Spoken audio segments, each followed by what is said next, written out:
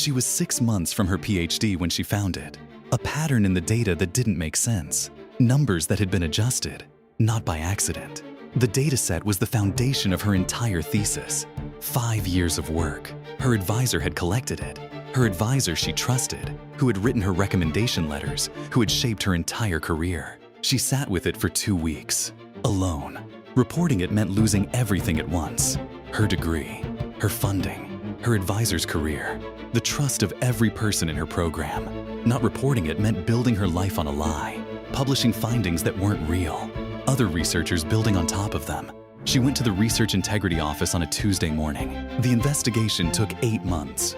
Her advisor resigned. Her thesis was delayed by a year, but she rebuilt it. Clean data, real results, a degree she could defend without flinching. She said later that she didn't feel like a hero. She just felt like a scientist. That was enough.